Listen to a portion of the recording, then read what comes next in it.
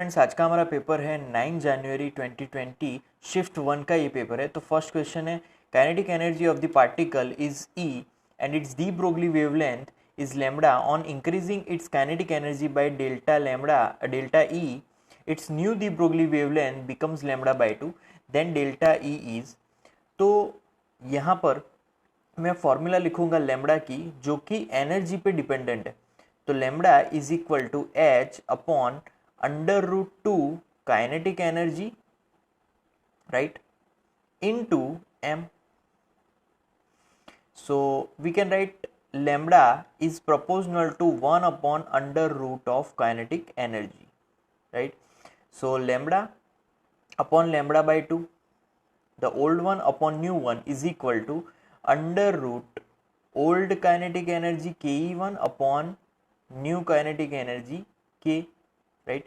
So यहाँ पर दोनों इनवर्सली प्रोपोर्शन में, तो ऊपर के ई एफ आएगा मतलब कि फाइनल वाला काइनेटिक एनर्जी और नीचे इनिशियल वाला काइनेटिक एनर्जी आएगा, राइट? क्योंकि दोनों इनवर्सली प्रोपोर्शन में है, राइट?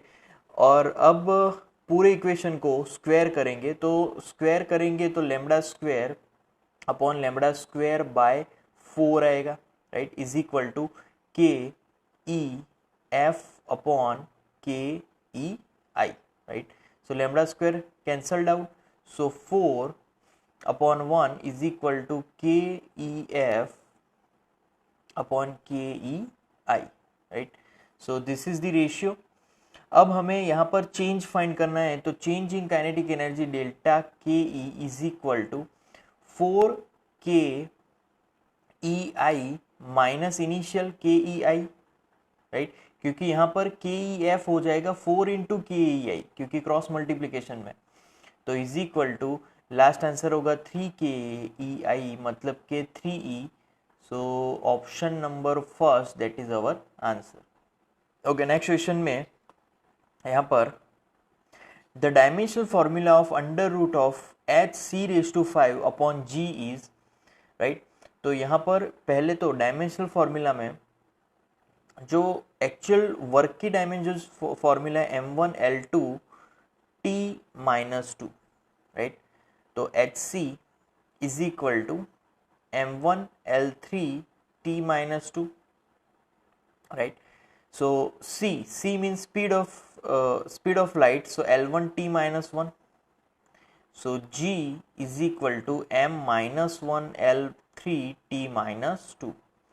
तो यहाँ पर कैलकुलेशन होने के बाद जो आंसर होगा वो सेकेंड ऑप्शन से मैच होने वाला है, क्योंकि अगर h की फॉर्मूला रखी जाए देन c की फॉर्मूला एंड देन g की फॉर्मूला अंडर रूट में, तो हमें सेकेंड आंसर मिलेगा। So that is our answer here.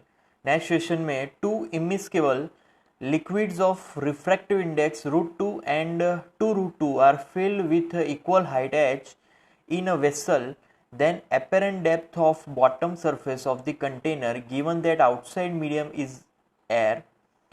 तो यहाँ पर पहले तो अगर डायग्राम ड्रॉ किया जाए तो refractive index of this particular medium is √2, right?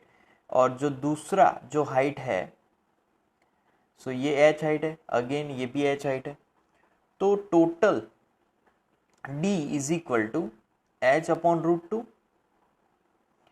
Plus h upon 2√2, right? तो दोनों के रिफ्रैक्टिव इंडेक्स डिफरेंट है, √2 एंड 2√2। अब यहाँ पर d की अगर बात की जाए तो d इज इक्वल टू इन दोनों का सॉल्यूशन मतलब कि h upon √2 into 3/2, so is equal to 3√2 into H upon 4 भी लिख सकते हैं। सो यहाँ पर फर्स्ट ऑप्शन मैच हो रहा है, so that is our answer. Okay, next question में 3 identical solid spheres each having mass m and diameter d are touching each other as shown in figure. Calculate ratio of moment of inertia about an axis passing through p and b as shown in the figure given p is centroid of triangle ABC। तो यहाँ पर P और B का दोनों का जो moment of inertia है उनका रेशियो फाइंड करना है। तो पहले तो जो P के थ्रू जो एक्सिस जा रहा है उसका मोमेंट ऑफ इनर्शिया अगर लिखा जाए तो is equal to that formula according to P, right? इसको IP भी लिख सकते हैं। सो 3, क्योंकि यहाँ पर 3 स्फीयर्स है, into the bracket 2/5 m d/2 whole square, right. तो ये जो d है दैट इज डायमीटर और d/2 है वो रेडियस हो जाएगा, राइट। सो इसीलिए d/2 होल स्क्वायर प्लस अब सेंटर के थ्रू तो m d/√3 होल स्क्वायर, ये सेंटर के अकॉर्डिंग है क्योंकि a टू p का distance d/√3 d/√3 and d/√3।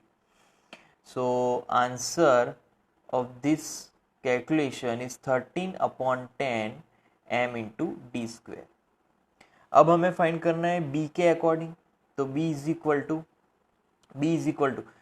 b के अकॉर्डिंग उसके सामने दो स्फीयर है, right. So 2 into the bracket 2/5 m into again d/2 square, right, plus m into D square plus itself, तो उस खुद का moment of inertia 2/5 m d/2 whole square. तो इसका सिंप्लीफिकेशन होगा 23/10 m d स्क्वायर।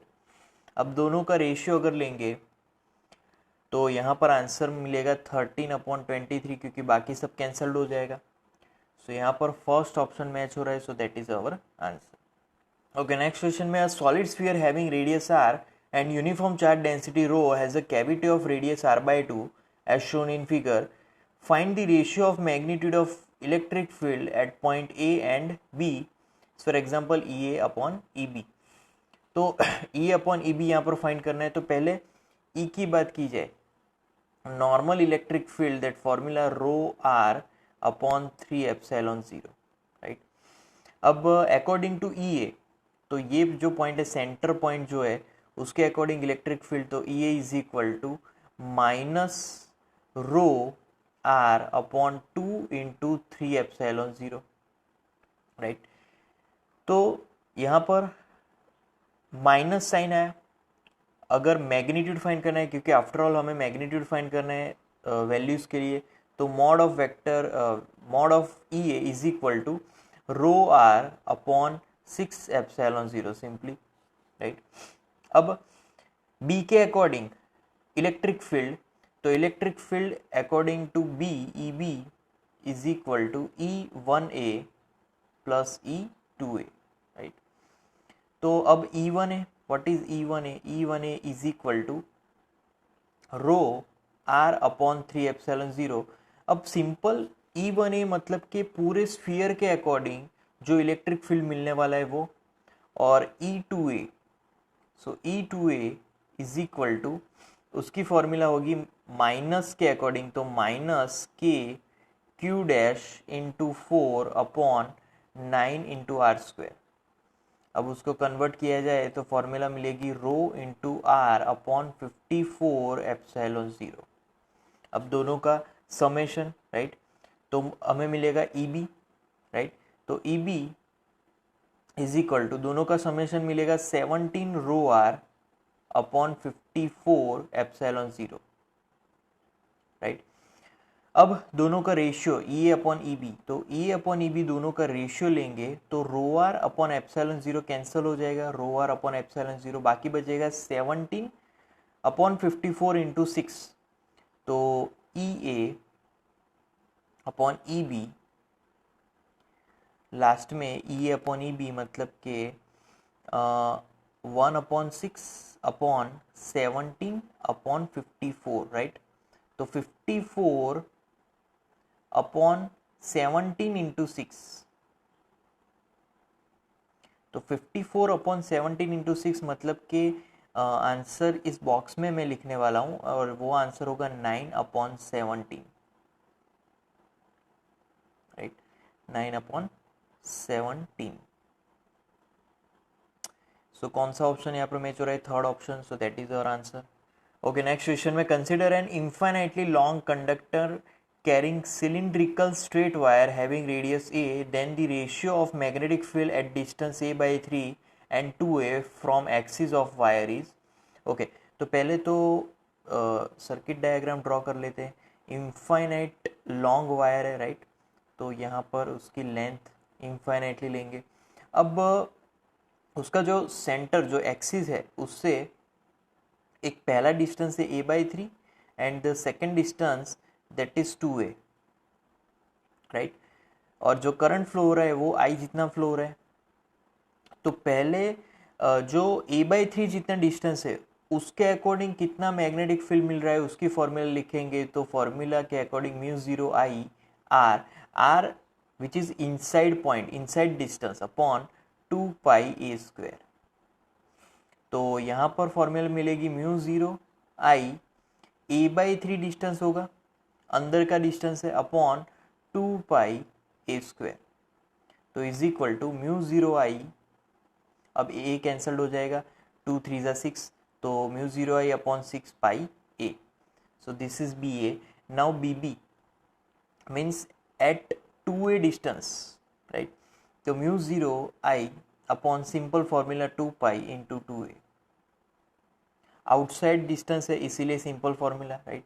तो BA upon B is equal to BA upon BB। तो μ0I, right, μ0I upon pi a cancel हो जाएगा। तो μ0I upon pi a cancel, तो 1/6 बचा यहाँ पर, और यहाँ पर बचा 1/4, राइट। तो 4/6, 4/6 मतलब के 2 2 ज़ा 4 एंड 3 2 ज़ा, सो 2/3। So option 2, right? So that is our answer. Okay, next question में find current in the wire BC, right? तो सिंपल करंट फाइंड करना है तो पहले तो टोटल करंट लिखेंगे, टोटल करंट I फ्लो हो रहा है, फिर बाद में जाके दोनों में वो करंट डिवाइड होगा। सो डिवाइड कैसे होगा वो देख लेते हैं। तो यहाँ पर 4 ओम है और यहाँ पर 1 ओम है। सिंपल, अगर 4 ओम है तो करंट में से 5th पार्ट चला जाएगा और यहाँ पर 4I/5 पार्ट चला जाएगा, राइट। फिर आगे जाके करंट यहाँ से I मिलेगा आगे, राइट। फिर आगे दोनों करंट वापस डिवाइड होंगे, तो दोनों करंट यहाँ से जो करंट डिवाइड होगा वो 3I/5 होगा क्योंकि यहाँ पर 2 है, और यहाँ पर 2I/5 होगा क्योंकि यहाँ पर 3 है। तो ये कन्वर्जन होगा दोनों में।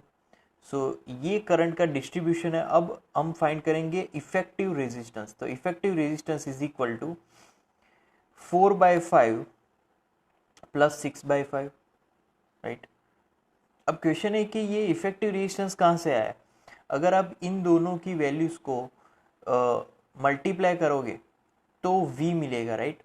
तो 4 इंटू I/5 मतलब, राइट, और यहाँ पर भी मल्टीप्लाई करोगे तो 6I/5, यहाँ पर भी 4I/5, यहाँ पर भी 6I/5। तो यहाँ पर रिजल्ट सेम मिलेगा, 4/5 एंड 6/5। सो इसीलिए दोनों का समेशन होगा क्योंकि वो दोनों सीरीज कनेक्शन में। तो 4 + 6 10, 10/5, so that is 2. So 2 ohm is our effective resistance. Now current flowing through the circuit, so 20 is our voltage and the effective resistance is 2, so 20/2, so 10 ampere is the current flowing, right. अब हमें find करना है कि BC में से कितना current flow हो रहा है। तो I इज इक्वल टू, ये हमारा है 4I/5, राइट। सो 4I/5 माइनस कितना यहाँ से करंट फ्लो हो रहा है 3I/5, सो 3I/5। तो दोनों का सब्ट्रैक्शन ही BC में से फ्लो होने वाला है। सो 4I/5 minus 3I/5, so that is I/5, right. So I is 10, so 10/5, so our last answer that is 2 ampere. So BC में से 2 ampere जितना करंट फ्लो होगा, so second option that is our answer.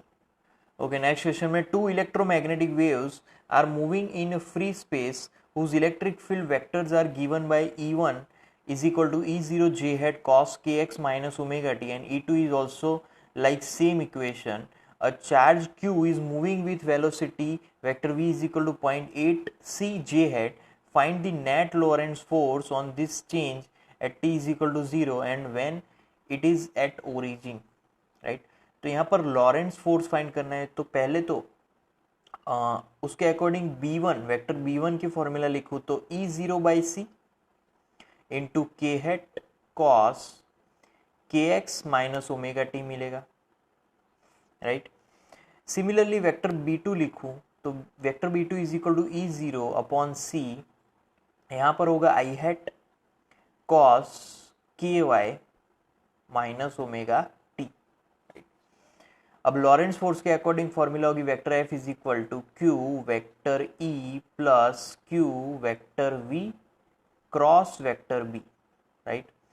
So this is the formula. अब पूरी values अगर रखे अंदर, so formula will be q E zero common bracket 0.8 cos, right, क्योंकि यहाँ पर वेलोसिटी वेक्टर दिया है 0.8, so 0.8 cos k x minus omega t i hat, right, second term plus cos k x minus omega t into j hat, and third term मैं यहाँ पर लिखूंगा ऊपर, राइट, तो थर्ड टर्म है plus 0.2 cos k y minus omega t into k hat, right.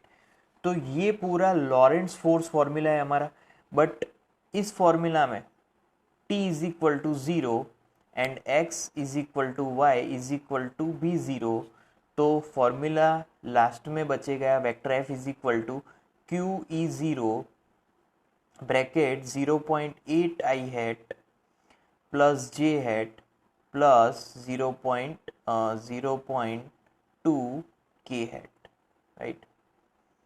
So this is our final formula of Lorentz force. तो कौन सा ऑप्शन यहाँ पर मैच हो रहा है, 0.8 आई हैट पहले, तो फिर जे hat and 0.2 k hat, second option match हो रहा है यहाँ पर, so that is our answer.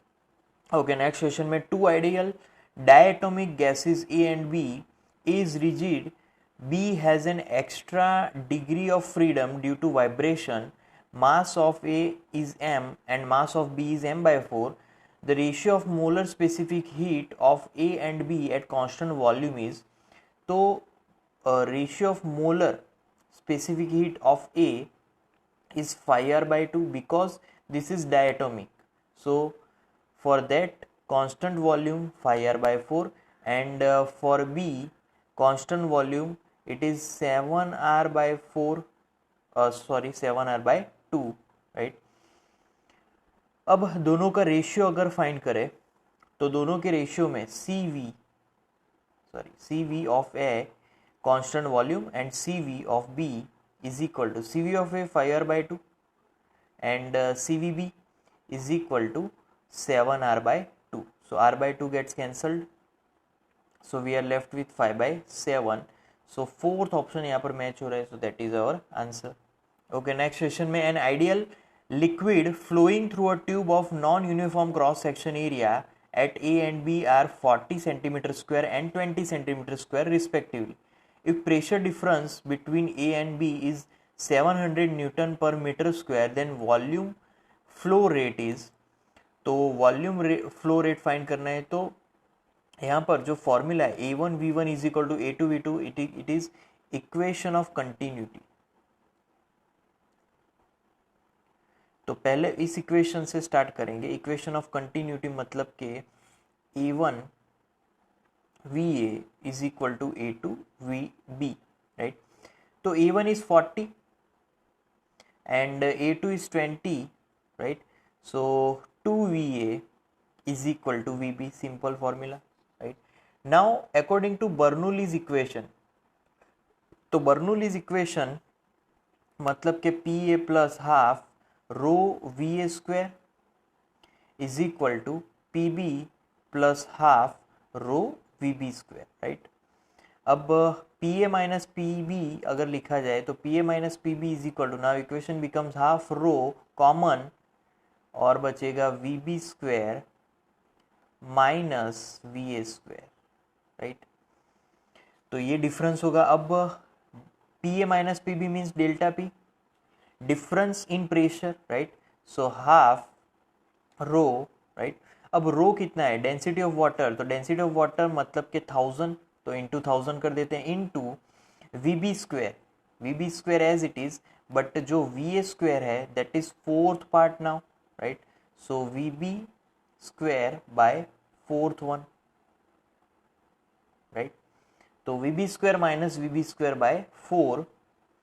अब यहाँ पर delta P is equal to 500 into 3 VB square upon 4, right. So VB find करना है यहाँ पर बेसिकली, तो VB is equal to under root of 4 into delta p. Now delta p is given 700, so 700 upon 500 into 3, 1500, right? So after calculating these terms we will get here answer, that is, so we will get 1.366, right?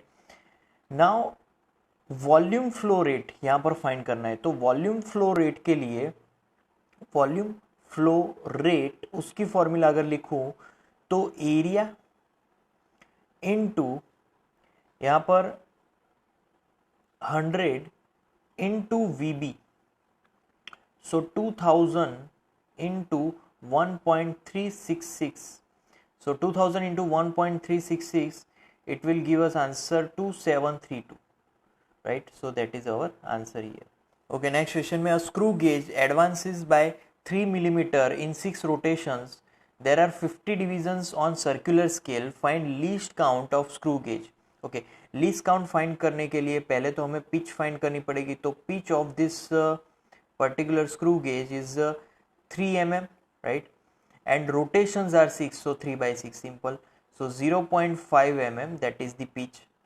Now LC of screw gauge, that formula is pitch upon division, pitch upon total divisions, so is equal to, pitch is 0.5 and total divisions are 50, so 1 upon 100 mm, that is the LC of screw gauge, means 0.01 mm, means 0.001 centimeter, that is the LC of screw gauge. So second option यहाँ पर match हो रहा है, so that is our answer. Okay, next question में, telescope of aperture diameter 5 meter is used to observe the moon from the earth. Distance between the moon and earth is given.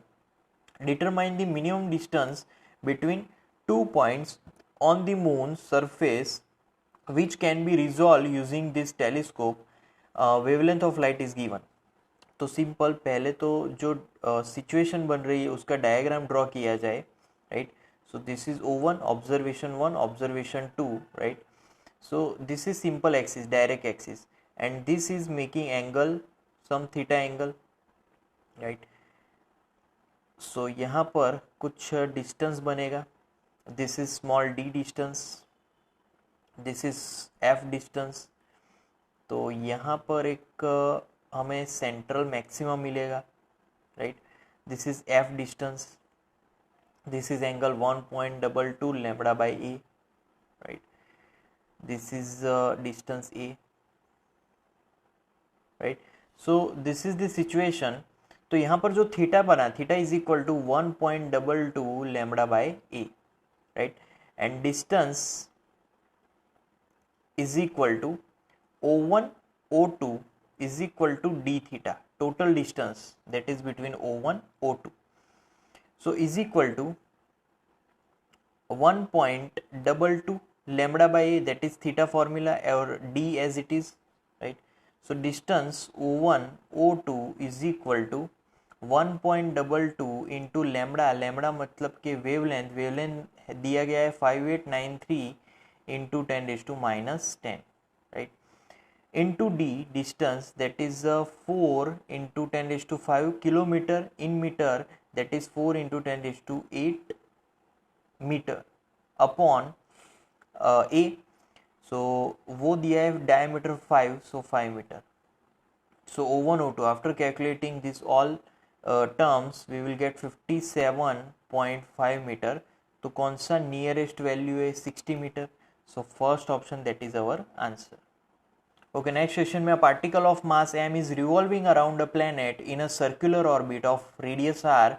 At the instant the particle has velocity vector v, another particle of mass m by 2 moving at velocity vector v by 2 collides perfectly in